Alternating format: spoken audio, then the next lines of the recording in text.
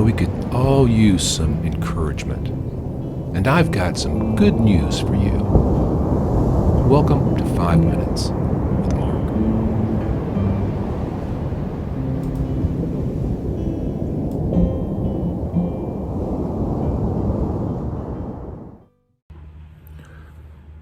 Greetings, friends, and welcome back to 5 Minutes with Mark. I'm glad you're here. We're picking up the story, Gospel of Mark, chapter 11, at verse 25.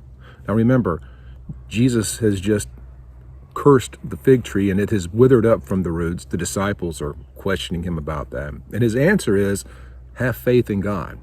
And then he goes on to say, look, if you pray for something and believe it, you will receive that. And we're into the rest of that dialogue here. And whenever you stand praying, if you have anything against anyone, forgive him, that your Father in heaven may also forgive you your trespasses. But if you do not forgive, neither will your Father in heaven forgive your trespasses. Hey, isn't that an interesting concept? And we see it also in the Sermon on the Mount in the Gospel of Matthew, this idea that if we refuse to forgive the people that are in our lives, the people that are around us, God is not obligated to forgive us. There's something about our relationship with God that depends on our relationships with the people around us. And Jesus is very clear. I mean, this is not a hard one to understand, right?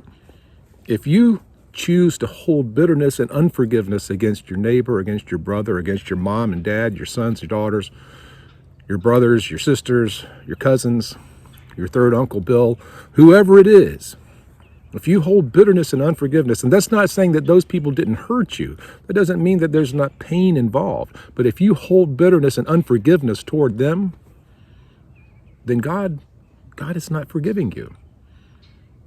The measure with which we forgive others is the measure with which we are forgiven.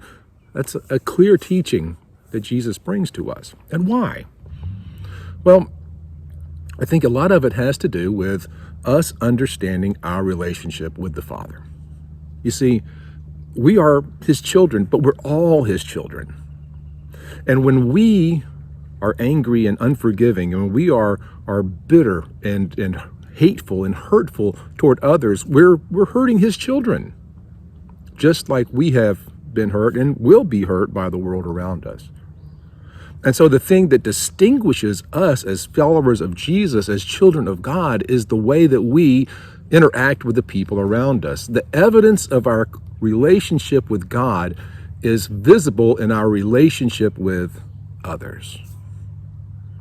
This is a challenging idea because the truth is people hurt us. We have these pains. And sometimes they're very deep and sometimes they're very hard. And forgiveness is not an emotion. Forgiveness is a decision. And I think that's critical for us to grab hold of too. I can say, I forgive.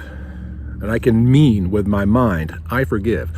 My heart will come along later.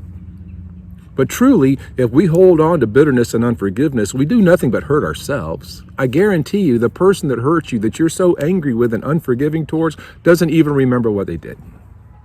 Or if they do, it was somewhere back there, they're moved on, they're not sitting around worried about it, and it's eating you alive. Meanwhile, God is sitting, looking at you saying, and as your brother has trespassed against you, so have you trespassed against others. And if you are going to hold bitterness and unforgiveness toward them for what they did to you, then I'm going to struggle to forgive you for what you've done to me and to the people around you.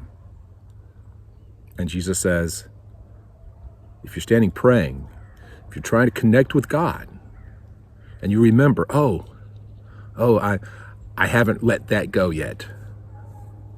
You need to let it go. You can pray and say, Lord, help me forgive. I think that's the kind of prayer that if you ask it, you will receive it, as Jesus says.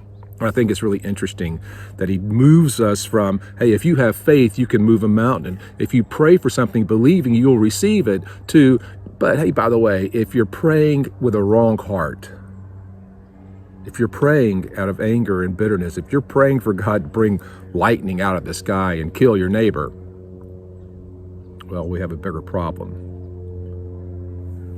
Forgive and be forgiven.